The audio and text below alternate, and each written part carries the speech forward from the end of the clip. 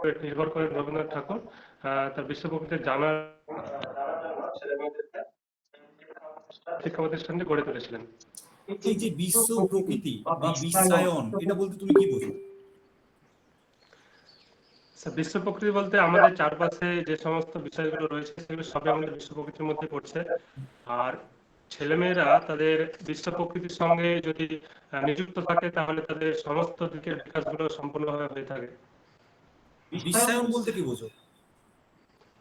বিশ্বায়ন বলতে স্যার কোন একটা জিনিস যখন গোটা বিশ্বের মধ্যে ছড়িয়ে পড়বে সেটা হচ্ছে বিশ্বায়ন। তুমি বর্তমানে কি করো? স্যার বর্তমানে আমি টিউশন পড়াই।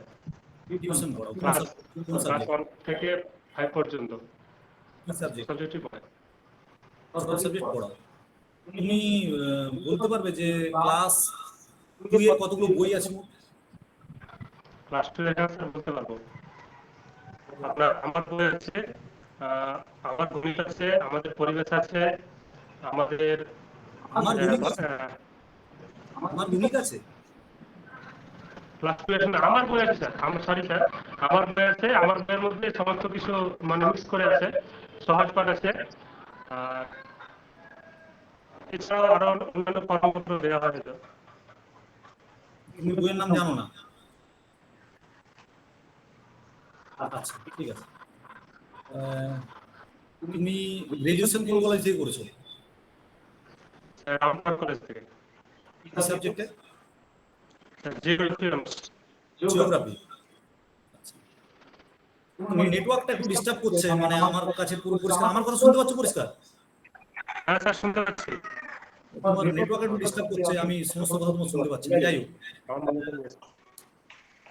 ভূগোল, ভূগোল শব্দের অর্থ কি?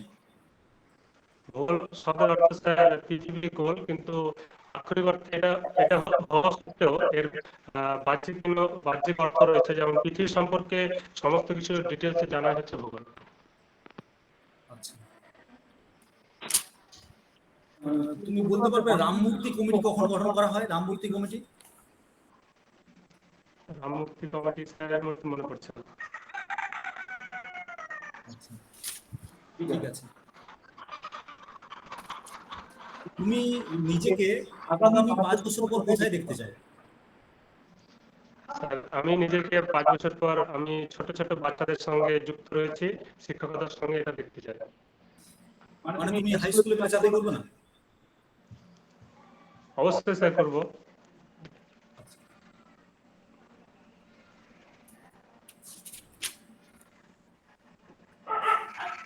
শিক্ষায় একটা ওয়ার্ধা পরিকল্পনা হয়েছিল। ওয়ার্ধা কে করেছিলেন জানো? স্যার গান্ধীজি। ভেরি গুড, খুবই ভালো। শিক্ষাই জীবন, জীবনযাপনই শিক্ষা কে বলেছেন? স্যার এটা কি রবীন্দ্রনাথ হবে? এরকম এরকম জিজ্ঞেস নয়। তুমি না জানলে রবীন্দ্রনাথ হবে কখনোই বলা চলবে না, স্যার থেকে জিজ্ঞাসা নয়। তুমি বললে বলবে এই মুহূর্তে আমি মনে করতে পারছি না। ঠিক আছে, এটা কখনোই না ক্রস না কখনো। আচ্ছা, ল্যাবরেটরি স্কুলের প্রতিষ্ঠা দেখে? ল্যাবরেটরি স্কুলের প্রতিষ্ঠাতা স্যার মনে আসছে না। আচ্ছা, ঠিক আছে। তুমি কিসের উপর ডেমো দেবে? স্যার আমি ইংলিশের উপর ডেমো দেবো। ইংলিশে তুমি দি সাত একটা পড়াতে পারবে? হ্যাঁ স্যার পারবো। পড়াও। স্যার আপনার অনুমতি নিয়ে পড়াচ্ছি।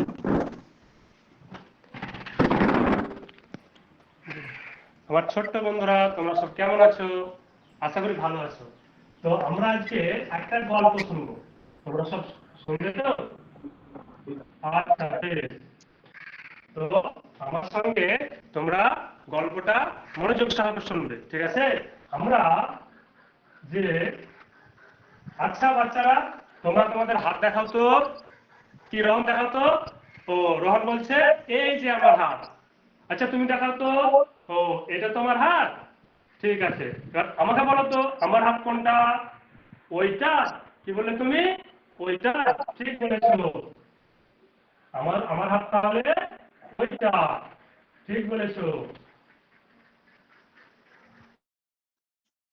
আচ্ছা আমরা তাহলে আজকে দুটো ভাইয়ের গল্প শুনবো, সেই দুই ভাই কে কে জানো?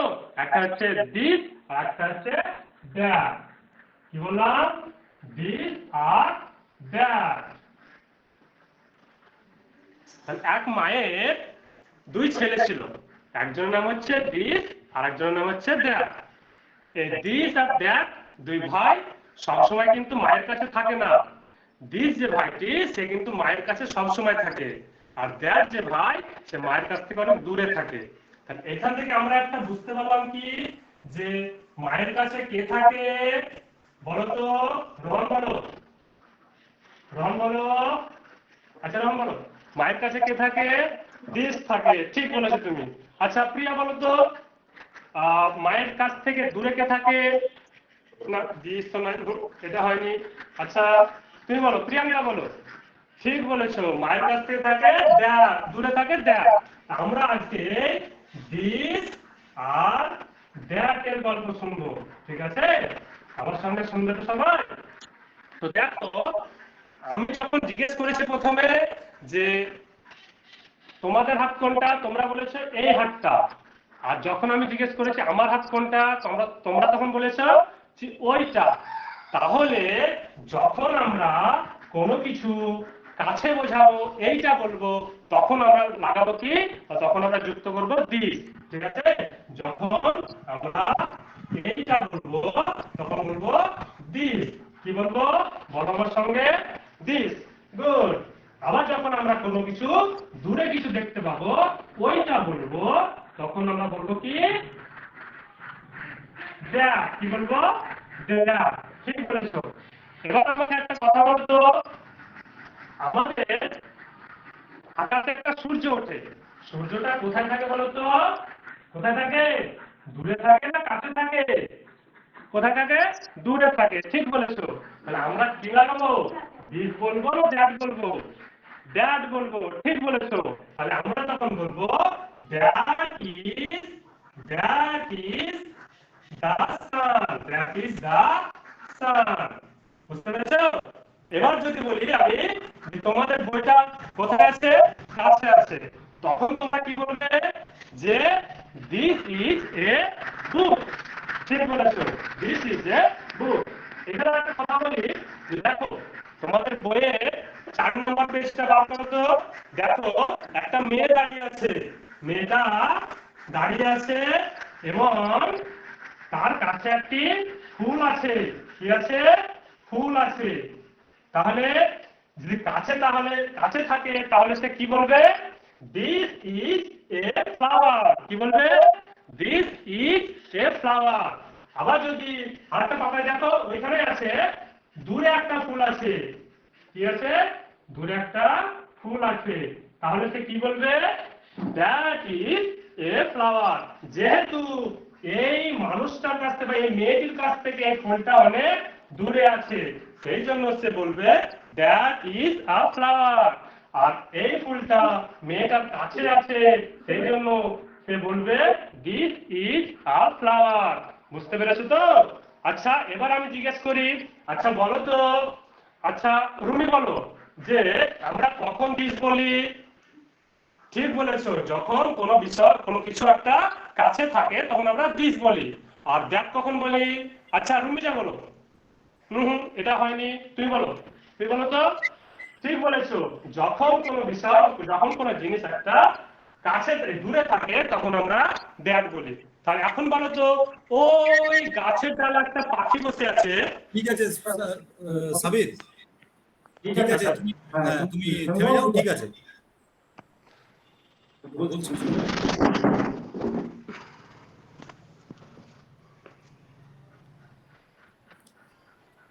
শুনতে পাচ্ছ? আমার কথা শুনতে পাচ্ছ? হ্যাঁ স্যার শুনতে পাচ্ছি। আচ্ছা, তোমার ইন্টারনেটের একটু ইস্যু আছে, ইন্টারনেটের জন্য সমস্ত কথা শুনতে পাইনি। তোমার অ্যাপ্রোচ অ্যাপিয়ারেন্স ভালো, মানে যেটুকু যা বুঝতে পারা যাচ্ছে, যেটুকু শুনেছি, পড়ানো, ভলিউম, ভয়েস মডুলেশন ঠিকঠাক আছে, আমি লিখে দিয়েছি। ইন্টারনেট প্রবলেম মানে পরিষ্কার করে না দেখতে পেলে তো বলা যাবে না। এমনি অ্যাপ্রোচ ঠিক আছে, ঠিক আছে। তুমি ইয়ে করো, ভিডিও অফ করো, আমি তোমাকে পাঠিয়ে দেবো।